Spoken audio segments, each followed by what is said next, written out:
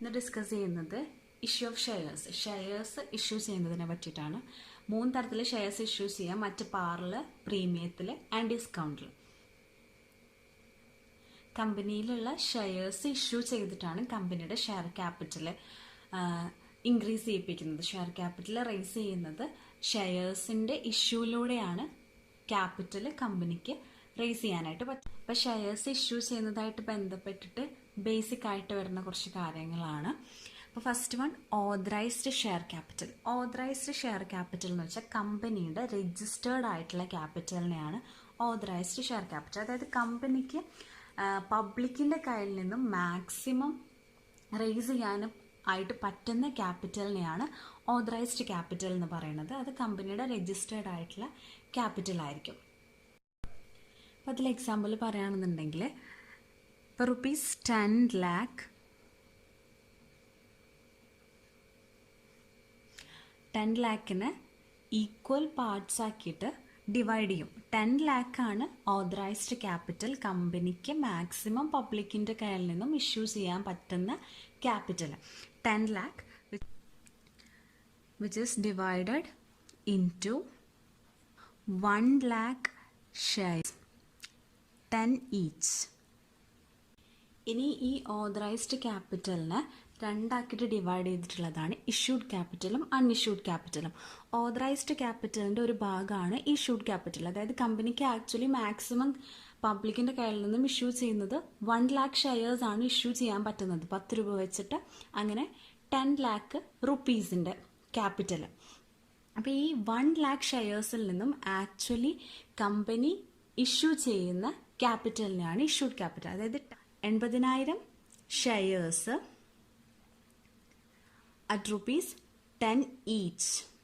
അതായത് ഒരു ഷെയറിന് 10 രൂപ വെച്ചിട്ട് 80,000 ഷെയർസ് ഇഷ്യൂ ചെയ്യുന്നത്, അതിനെയാണ് ഇഷ്യൂഡ് ക്യാപിറ്റൽ. ഇനി അൺഇഷ്യൂഡ് ക്യാപിറ്റൽ എന്ന് വെച്ചാൽ ഓതറൈസ്ഡ് ഷെയർ ക്യാപിറ്റലിൽ നിന്നും ഓതറൈസ്ഡ് ഷെയർ ക്യാപിറ്റലും ഇഷ്യൂഡ് ക്യാപിറ്റലും തമ്മിലുള്ള difference between authorised capital and issued capital. Authorised capital 10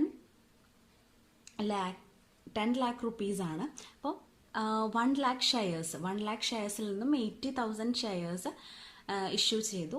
അതിൽ നിന്നും ലെസ് ചെയ്ത് കഴിഞ്ഞാൽ 20,000 ബാലൻസ് വരുന്ന ഷെയർസ് ആണ് at rupees 10 each.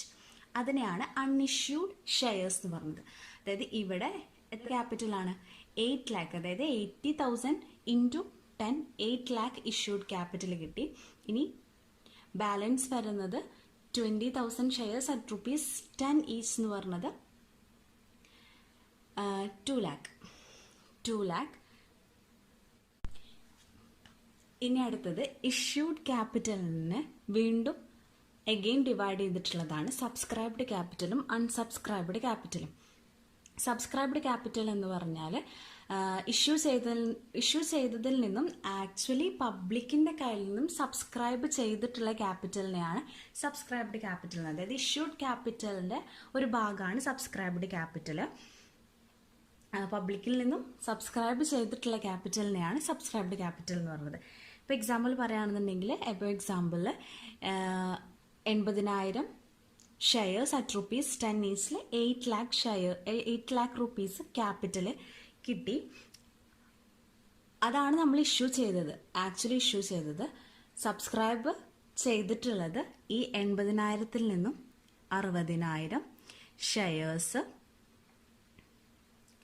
At rupees 10 each. അപ്പം 6 lakh റുപ്പീസാണ് സബ്സ്ക്രൈബ്ഡ് ക്യാപിറ്റലായിട്ട് കിട്ടുന്നത്.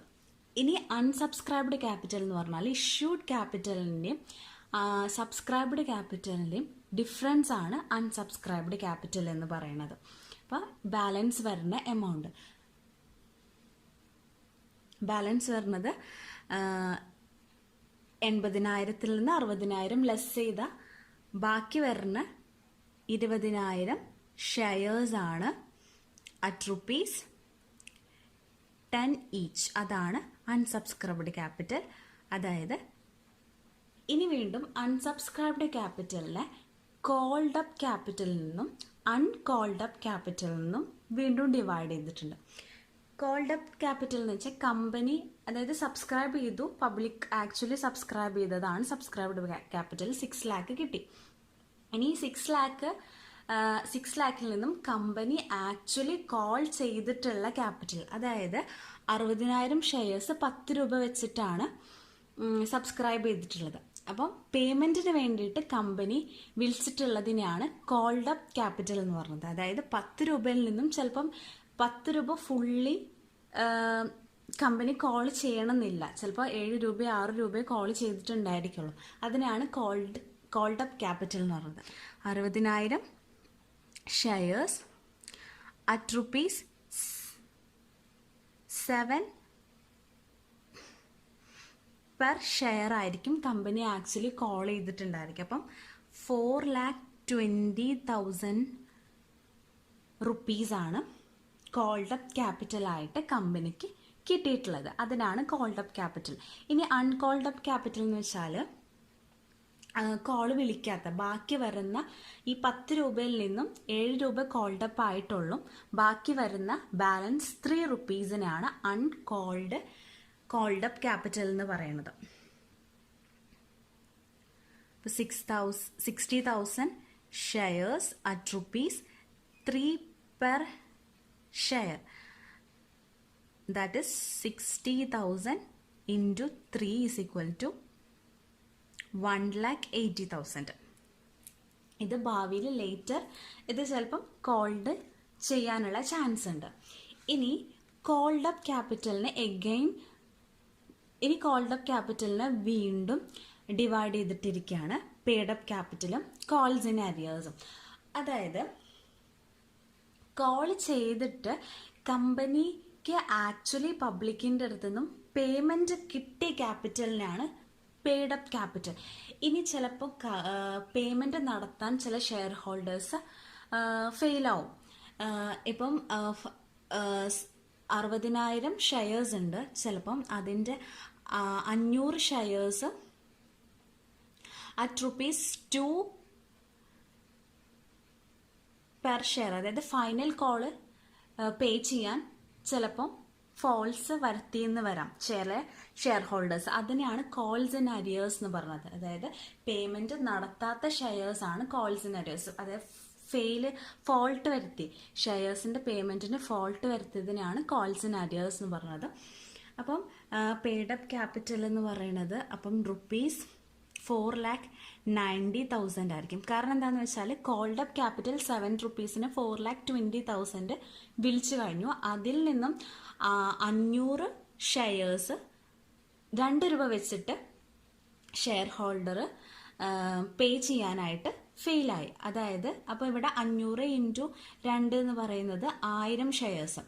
So 4,20,000 minus 1,000 is equal to 4,90,000. അപ്പോൾ കോൾസ് ഇൻ അരിയേഴ്സ് ആയിട്ട് ബാക്കി വരുന്ന ഫെയിലായിട്ടുള്ള പേ ചെയ്യാനായിട്ട് ഫെയിലായിട്ടുള്ള ഷെയർസ് ആണ് കോൾസ് ഇൻ അരിയേഴ്സ് ആയിട്ട് വരുന്നത് 1,000 റുപ്പീസ്. ഇനി നെക്സ്റ്റ് വരുന്നത് റിസർവ് ക്യാപിറ്റൽ. അത് അൺകോൾഡ് അപ്പ് ക്യാപിറ്റലിന്റെ അണ്ടറിൽ വരുന്നതാണ് റിസർവ് ക്യാപിറ്റൽ. ഇത് അൺകോൾഡ് അപ്പ് ക്യാപിറ്റലിന്റെ ഒരു ഭാഗമല്ല, ഇത് ശരിക്കും സബ്സ്ക്രൈബ്ഡ് ക്യാപിറ്റലിന്റെ ഒരു ഭാഗമാണ് റിസർവ് ക്യാപിറ്റൽ എന്ന് പറയുന്നത്. ഈ റിസർവ് ക്യാപിറ്റൽ കമ്പനിയുടെ വൈൻഡിങ് അപ്പിന്റെ സമയത്ത് മാത്രമേ യൂട്ടിലൈസ് ചെയ്യത്തുള്ളൂ. അതായത് കമ്പനി ഡിസോൾവ് ആവുമ്പോൾ കമ്പനി ലാസ്റ്റ് സ്റ്റോപ്പ് ചെയ്യുമ്പോഴാണ് ഈ റിസർവ്ഡ് ക്യാപിറ്റൽ റിസർവ് ആയിട്ട് എടുത്തു വെച്ചിട്ടുള്ളതാണ് ഈ reserved capital. Last company winding up ആവുമ്പോൾ ഡിസോൾവ് ആവുമ്പോൾ കമ്പനിയുടെ ക്രെഡിറ്റേഴ്സിനെ ഡീൽ ചെയ്യാൻ വേണ്ടിയിട്ടാണ് ഈ റിസർവ് ക്യാപിറ്റൽ ലാസ്റ്റ് യൂട്ടിലൈസ് ചെയ്യുന്നതാണ് ഈ റിസർവ് ക്യാപിറ്റൽ. അപ്പോൾ ഇത്രയാണ് ഇഷ്യൂ ഓഫ് ഷെയർസിന്റെ ബേസിക് ആയിട്ടുള്ള ടേംസ് പറയുന്നത്. ഫസ്റ്റ് വൺ ഓതറൈസ്ഡ് ക്യാപിറ്റൽ പറഞ്ഞു. ഓതറൈസ്ഡ് ക്യാപിറ്റലിനെ രണ്ടായിട്ട് ക്ലാസിഫൈ ചെയ്തതാണ്, ഇഷ്യൂഡ് ക്യാപിറ്റലും അൺഇഷ്യൂഡ് ക്യാപിറ്റലും. ഇനി ഇഷ്യൂഡ് ക്യാപിറ്റലിനെ വീണ്ടും subscribed capital and unsubscribed capital ആയിട്ട് ഡിവൈഡ് ചെയ്തു. ഇനി സബ്സ്ക്രൈബ്ഡ് ക്യാപിറ്റലിനെ കോൾഡ് അപ്പ് ക്യാപിറ്റലും അൺകോൾഡ് അപ്പ് ക്യാപിറ്റലും ആയിട്ട് ഡിവൈഡ് ചെയ്തു.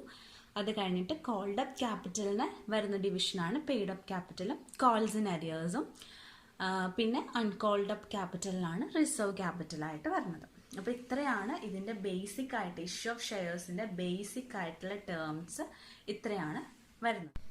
ഇനി ജേണൽ എൻട്രീസ് ഉണ്ട്. ഓരോ പാറിലും ഡിസ്കൗണ്ടിലും പ്രീമിയത്തിലൊക്കെ ഇഷ്യൂ ചെയ്യുമ്പോൾ അതിനോരോ ജേണൽ എൻട്രി വെച്ചിട്ടാണ് പ്രോബ്ലം ചെയ്യുന്നത്. അപ്പോൾ ഫസ്റ്റ് പാറിൽ ഷെയർസ് ഇഷ്യൂ ചെയ്യുന്ന പ്രോബ്ലം നെക്സ്റ്റ് വീഡിയോയിൽ ചെയ്യാം.